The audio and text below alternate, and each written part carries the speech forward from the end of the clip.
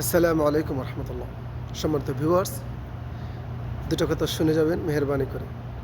আমরা এমন একটি শতাব্দীতে বসবাস করি, যে শতাব্দীতে মানুষ বাঁচিয়ে রাখার চেয়ে সবচেয়ে বেশি বাজেট ঘোষণা হয় মানুষ মারার জন্য।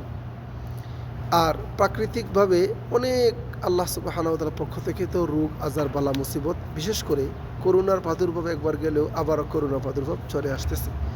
এর মধ্যে দিয়ে আমরা বিশাল বড় স্বপ্ন নিয়ে প্রবাসী আছি। আমার অনুরোধ থাকবে, দুটা জিনিসকে আমরা ধারণ করি আমার জন্য। দেখেন, পুরো বিশ্বের মধ্যে শত সহস্র মানুষ মরতেছে এই যুদ্ধের কারণে, অথচ এই যুদ্ধ কেউ চায় না, যে যুদ্ধ করে সেও যুদ্ধ চায় না, কিন্তু কোনো না কোনোভাবে জড়িয়ে পড়তে হয়। হ্যাঁ, অতএব যুদ্ধ, রোগ আজার, বিভিন্ন বালা মুসিবত সব কিছু মিলে মানুষ দুনিয়া থেকে মরতেই আসে, কিন্তু মানুষ তার ফিরত কাউকে কখনো দেখে না। আমিও দেখি নাই, আপনারাও দেখেন নাই, কেউ কখনো ফিরত আসতে দেখেন নাই, আর দেখবেনও না। কেউ কখনো ফিরত আসবে না, যাচ্ছে তো যাচ্ছি, আর আসবে না।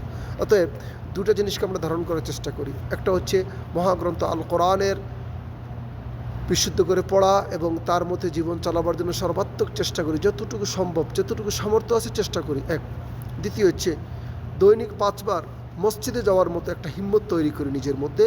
এই দুইটা জিনিস, কোরআনে কারীম এবং মসজিদ, এই দুইটা জিনিস সাফায়াদের জন্য সবচেয়ে বেশি নিকটবর্তী। তো আমরা চাই আল্লাহ সুবহানাহু ওয়া তাআলা আমাদেরকে যেন মৃত্যুর পর যেন আল্লাহ তাআলার নৈকট্য জায়গায় নিয়ে যান। এতএব মেহেরবানি করে আমরা এই শতাব্দীর মধ্যে, যেই শতাব্দে বলছি মানুষ জীবিত রাখার চেয়ে মরার জন্য বেশি আপনার বাজেট ঘোষণা করা হয়, ওই শতাব্দীতে বসবাস করে বিশাল বড় স্বপ্ন আমরা যে করছি, এটা মারাত্মক ভুল। এই স্বপ্নর পাশাপাশি, স্বপ্ন যদিও করে থাকি, এগুলোর পাশাপাশি সর্বাত্মক চেষ্টা করি দুটি জিনিসকে আঁকড়ে ধরার জন্য: বিশুদ্ধভাবে কোরআন পড়া এবং কোরআন অনুযায়ী জীবন গড়া, আর দ্বিতীয়ত মসজিদের সাথে লেগে থাকা, ডিউটির পাশাপাশি 5 ওয়াক্ত নামাজ মসজিদে আদায় করার সর্বাত্মক চেষ্টা করি। কথাগুলো এলোমেলো, একটু গুছিয়ে বুঝে নেবেন আশা করি সবাই। আসসালামু আলাইকুম ওয়া রাহমাতুল্লাহি ওয়া বারাকাতুহু।